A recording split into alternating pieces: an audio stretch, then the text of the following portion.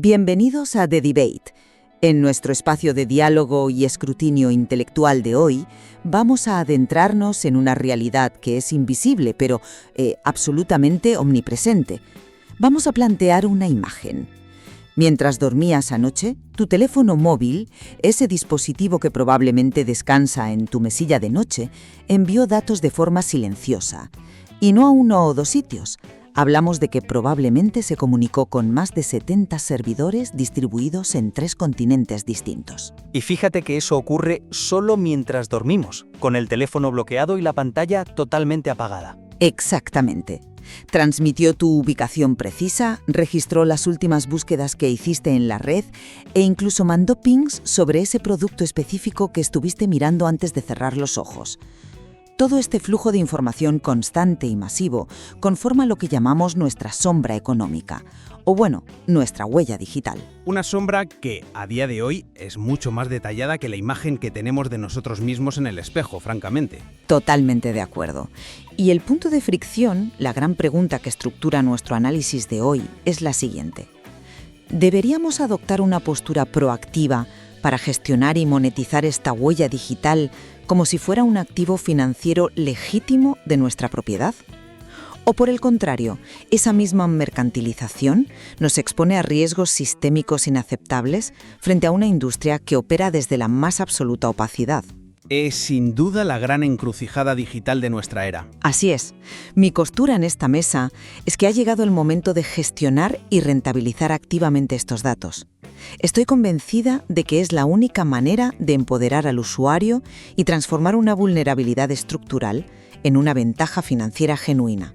Y mi posición, desde el otro lado de la mesa, es que la tremenda simetría del mercado actual y los peligros catastróficos asociados al fraude hacen que la única postura racional frente a esta sombra económica sea la minimización estricta. Es decir, una defensa inquebrantable de la privacidad y bajo ninguna circunstancia su comercialización voluntaria. Bueno, para entender la magnitud de mi argumento, creo que primero debemos dimensionar el terreno sobre el que estamos parados. Porque no estamos hablando de un goteo ocasional de información. Según el informe Data Never Sleeps, publicado por la firma Domo, cada persona genera en promedio 1,7 megabytes de datos por segundo. Espera, vamos a detenernos ahí un momento, porque la cifra es abrumadora. 1,7 megabytes por segundo. Y por persona. Por segundo. Así es. Si lo multiplicas por los minutos y las horas de un día, estamos hablando de gigas de información personal generada de forma incesante. Y este volumen alimenta un ecosistema colosal dominado por los llamados data brokers o corredores de datos. Hablamos de corporaciones inmensas como Acxiom, Oracle Data Cloud o Experian. Empresas que para el ciudadano de a pie son auténticos fantasmas. La mayoría de la gente jamás ha interactuado conscientemente con ellas. Exacto. Operan en la sombra para la mayoría de nosotros, pero en conjunto sostienen un mercado que genera más de 250 millones de dólares anuales y se dedican exclusivamente a eso, a recopilar, empaquetar y vender nuestros perfiles. Mi argumento fundamental aquí es muy sencillo. Si nosotros somos la materia prima de esta industria multimillonaria, es imperativo que reclamemos nuestra participación. Ya no podemos ser meros espectadores. A ver, entiendo la frustración de ver cómo otros se lucran con lo tuyo, pero plantearlo como una simple reclamación de beneficios ignora el peligro real. Déjame añadir un dato más antes de entrar ahí, porque no estoy sola en esta visión. Hay una encuesta muy extensa de Salesforce del año 2023 que reveló un cambio de paradigma social fascinante. Resulta que el 79% de los consumidores está plenamente dispuesto a compartir sus datos de manera voluntaria, siempre y cuando reciba un beneficio tangible a cambio, ya sean descuentos, mejores tasas financieras o servicios altamente personalizados. La gente quiere participar. Quedarnos al margen de esta economía es condenarnos a ser un producto pasivo. Dar el paso hacia la gestión consciente y la monetización es una evolución necesaria. Es dejar de ser materia prima para convertirnos en propietarios de pleno derecho de nuestro capital digital. Mira, eso no te lo compro. Y te explico por qué.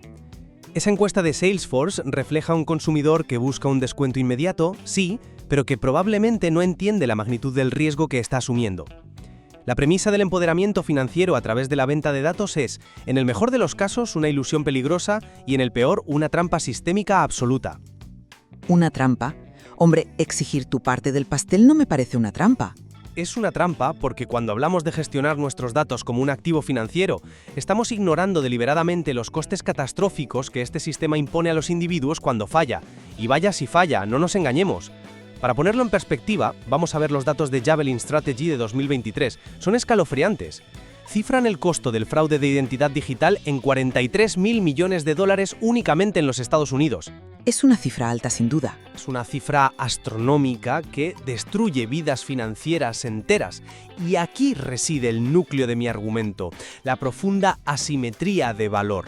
Imagina que sufres un robo de identidad, porque un actor malicioso abre cuentas o solicita líneas de crédito a tu nombre utilizando esos datos que alegremente se han filtrado o vendido. Solucionar ese desastre te puede llevar meses, a veces años de batallas burocráticas con bancos, denuncias policiales y un estrés psicológico tremendo. Nadie niega que el robo de identidad sea un problema grave, por supuesto. Pero es que ahí está la clave de la simetría. ¿Sabes por cuánto se vende ese mismo perfil individual tuyo en los mercados de datos?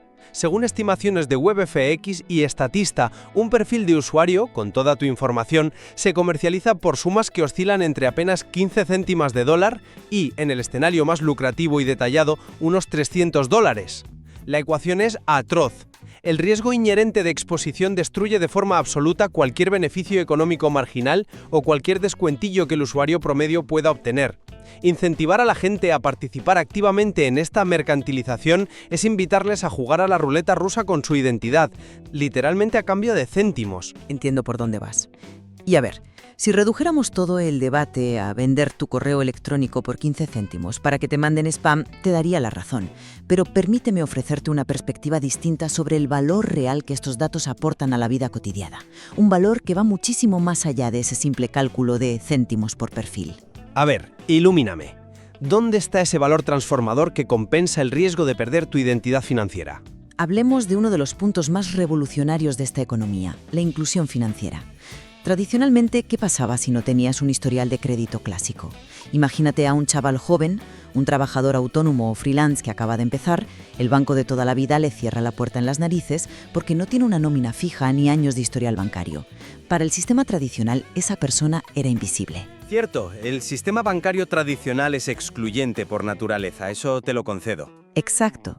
Pero hoy, nuestra huella digital pasiva se ha convertido en una herramienta verdaderamente revolucionaria para el llamado credit scoring, o calificación crediticia alternativa. Y no hablo de vender tu perfil a un pirata informático, hablo de tu historial en el comercio electrónico, el pago regular de tus recibos de la luz o incluso los patrones de uso y recarga de tu teléfono móvil. Empresas muy innovadoras como Tala, Credivo o Nubank están utilizando esta misma información para evaluar el riesgo crediticio de millones de personas. El caso de Nubank en Brasil y otros países de Latinoamérica es fascinante, lo reconozco. Es que es un cambio de paradigma total. Al permitir que estos algoritmos analicen su huella digital, estos individuos obtienen, por primera vez en sus vidas, acceso al crédito. Pueden financiar herramientas de trabajo o acceder a micropréstamos para emergencias. Negarnos a utilizar los datos de esta manera, por un miedo paralizante al fraude, es en la práctica defender y perpetuar un sistema financiero que excluye a los más vulnerables. La huella digital, gestionada proactivamente, no es solo un producto de marketing para vender zapatos, es la llave para la democratización del acceso al capital. Es un argumento muy potente. Democratizar el acceso al capital suena de maravilla. Pero, ¿has considerado la cara oculta de esos mismos mecanismos? Porque concedo que el acceso al crédito es una necesidad imperiosa, pero introducir perfiles basados en el comportamiento digital no elimina la exclusión, simplemente la automatiza y la oscurece bajo lo que llamamos perfilado discriminatorio. ¿A qué te refieres exactamente con oscurecerla? Los algoritmos de estas empresas buscan precisamente predecir la capacidad de pago mejor que un humano sesgado. Buscan predecir, sí, pero utilizan lo que en estadística se llaman variables subrogadas. Esos mismos algoritmos de los que hablas, diseñados aparentemente para la inclusión, pueden utilizar variables totalmente opacas para excluir a usuarios o imponerles peores condiciones de crédito. Se basan en datos como tu código postal, el género que el sistema infiere a partir de tus compras o tus hábitos de navegación para determinar tu nivel de riesgo. Pero eso asume que las empresas de tecnología financiera operan sin ningún tipo de regulación, lo cual no es el caso en la mayoría de los mercados desarrollados. Operan con un nivel de rapidez y cruce de datos que la regulación apenas puede rasguñar. Y lo más perverso de todo es que esto ocurre a espaldas del usuario. No estamos hablando de un gestor de banco de carne y hueso con el que puedes dialogar, al que le puedes explicar tu situación personal. Estamos hablando de decisiones tomadas en milisegundos, subastas de publicidad programática y cruce masivo de bases de datos.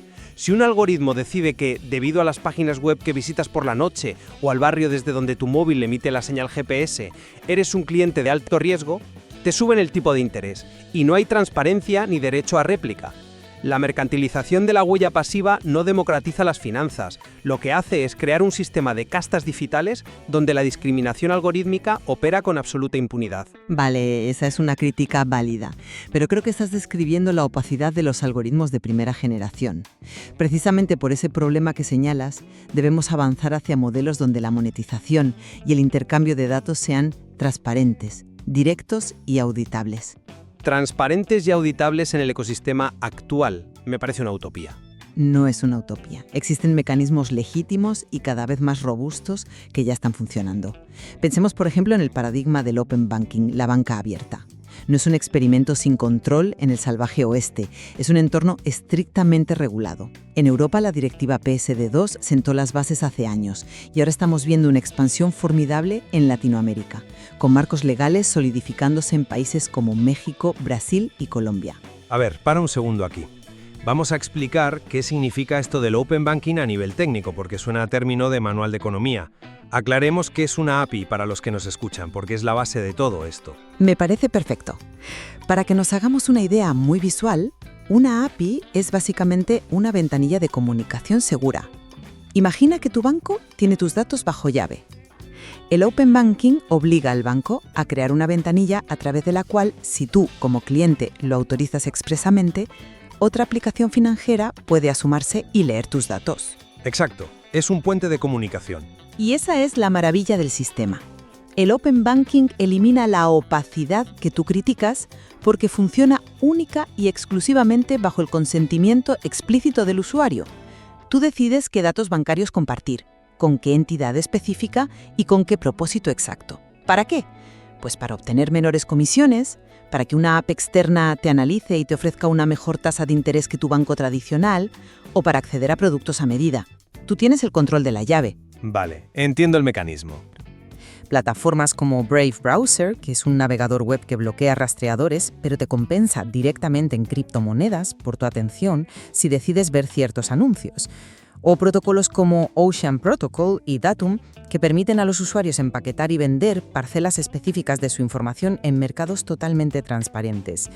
Todo esto demuestra que la participación activa no equivale a sumisión frente a los corredores de datos. Equivale a tomar las riendas de un mercado que hasta ahora operaba a nuestras espaldas. Yo lo abordo desde un ángulo muy distinto. Toda esa visión que acabas de desplegar asume un nivel de higiene y seguridad en la infraestructura de Internet que empíricamente sabemos que no existe. Rechazo de plano la idea de que el Open Banking o los mercados descentralizados sean verdaderamente seguros solo porque incluyan la palabra mágica consentimiento. Pero el consentimiento es la base de cualquier transacción legítima. El consentimiento es un papel firmado o un botón en una pantalla, pero el problema técnico subyacente es irrefutable. Volvamos a la metáfora de la ventana, la API. Cada vez que decides abrir tus datos, cada vez que conectas una nueva API, cada vez que autorizas a una plataforma de terceros bajo estas normativas supuestamente seguras, estás ampliando exponencialmente tu superficie de ataque. Siempre hay un riesgo tecnológico, claro, pero la encriptación actual es extremadamente robusta. Las vulnerabilidades no desaparecen porque el usuario haya marcado una casilla de términos y condiciones. Es como si le dieras una copia de la llave de tu casa al fontanero, otra al electricista y otra al repartidor, y luego te sorprenderías si un día entras y te han robado. la realidad nos golpea la cara todos los años. Asistimos a brechas de datos masivas. Miles de millones de registros, que incluyen correos electrónicos, contraseñas, historiales financieros y números de documentos de identidad, terminan filtrados y flotando en foros de la red oscura. Frente a esta realidad innegable, construir un discurso que incentive a la población a vender su información, francamente me parece una locura. Ya sea a través de navegadores como Brave, para ganar unos céntimos en criptomonedas, o mediante programas de recompensas.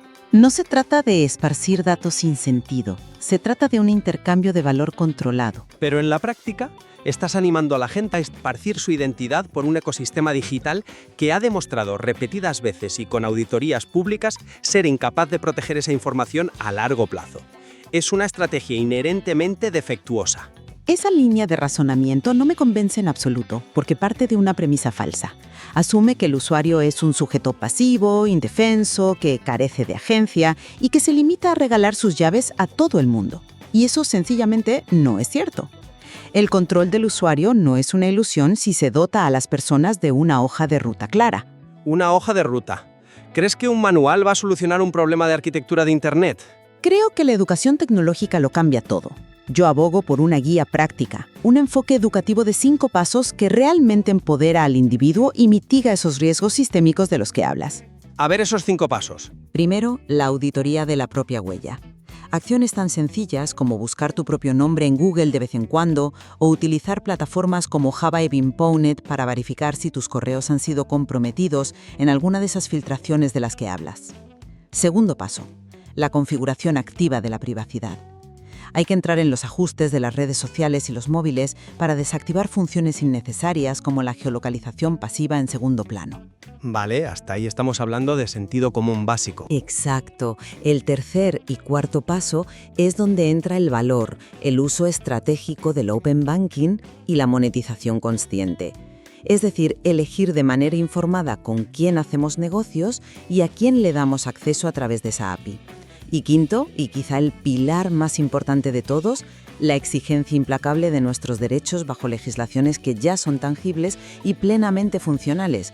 Tenemos el GDPR, el Reglamento General de Protección de Datos en Europa, la LGPD en Brasil o la Ley Federal de Protección de Datos Personales en México. Legislaciones que las grandes empresas sortean constantemente. No son herramientas teóricas en un cajón. Otorgan al ciudadano el poder legal de exigir saber exactamente qué datos se almacenan, pedir correcciones y, lo más importante, forzar el borrado definitivo de su información si revocan el consentimiento. Las multas por incumplir el GDPR son de cientos de millones de euros. El riesgo se controla no mediante el aislamiento tecnológico o la paranoia, sino mediante la proactividad ciudadana y el ejercicio riguroso de la ley. Ahí tengo que pararte, porque aunque valoro profundamente tu intención educativa, hay una contradicción enorme en todo ese planteamiento.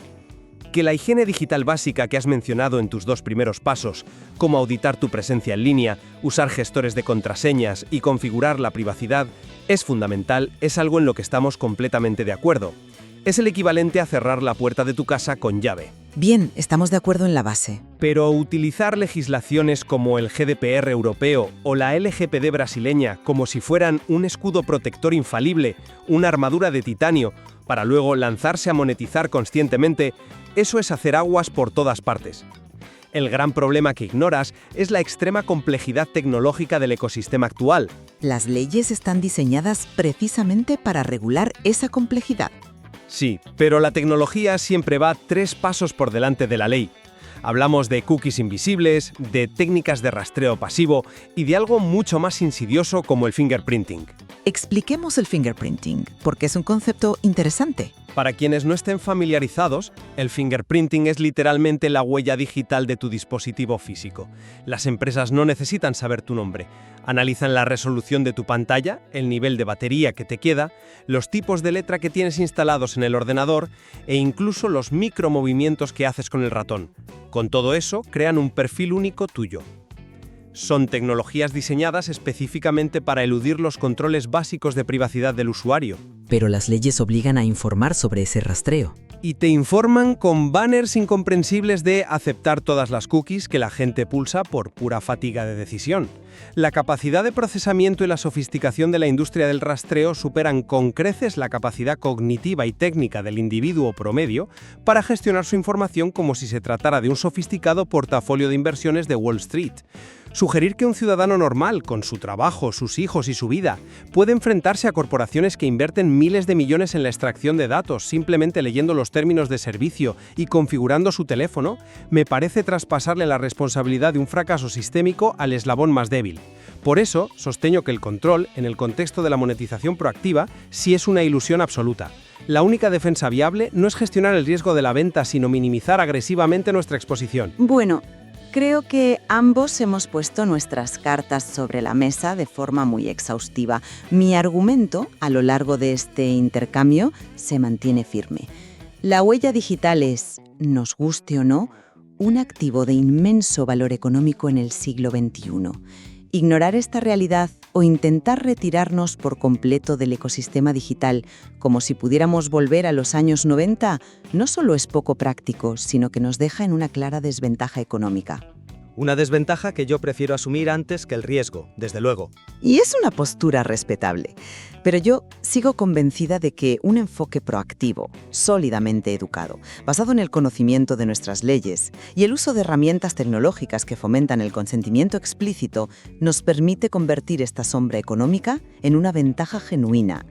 Al pasar de ser sujetos pasivos a participantes activos que exigen valor por su información, forzamos al mercado a equilibrarse de una forma mucho más justa.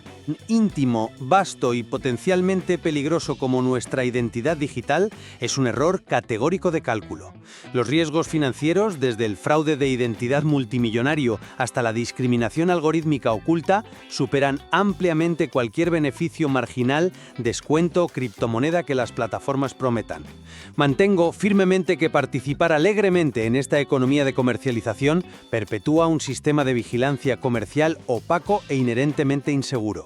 La prioridad de cualquier ciudadano no debería ser descubrir cómo vender mejor su privacidad, sino cómo minimizarla frente a una industria que sencillamente no tiene nuestros mejores intereses en mente. Pese a nuestras profundas y evidentes diferencias sobre la solución, creo que ambos reconocemos un punto de convergencia innegable en el análisis de hoy, y es que los datos digitales poseen en la actualidad un valor económico monumental. El modelo pasivo histórico, ese en el que las grandes corporaciones tecnológicas operan en la sombra, extraen nuestros datos mientras dormimos y se enriquecen sin compensarnos de ninguna manera, debe llegar a su fin de manera definitiva. La complacencia pasiva ya no es una opción viable para nadie. Totalmente de acuerdo. Ese diagnóstico inicial es indiscutible y lo compartimos al 100%. La discrepancia fundamental radica en cuál debe ser nuestra respuesta ante ese paradigma roto. La complejidad del mercado de datos que hemos delineado hoy sugiere que no existen soluciones mágicas ni atajos exentos de riesgo. Por ello, el material que ha servido de base para nuestra discusión ofrece muchas más aristas, matices técnicos y dimensiones económicas que merecen ser explorados con absoluto detenimiento. Exactamente. No hay respuestas fáciles. Y por eso queda en manos de quienes nos escuchan decidir, con base en la evidencia y el pensamiento crítico, cómo quieren actuar a partir de mañana. Si desean adentrarse en esta economía participando activamente como propietarios de un activo, o si prefieren adoptar una postura de resistencia tecnológica y minimizar su huella para proteger su identidad. Les animamos a profundizar en los conceptos y artículos que hemos examinado hoy, porque esta conversación, a nivel global, apenas acaba de comenzar. Gracias por acompañarnos en este ejercicio de escrutinio. Hasta la próxima.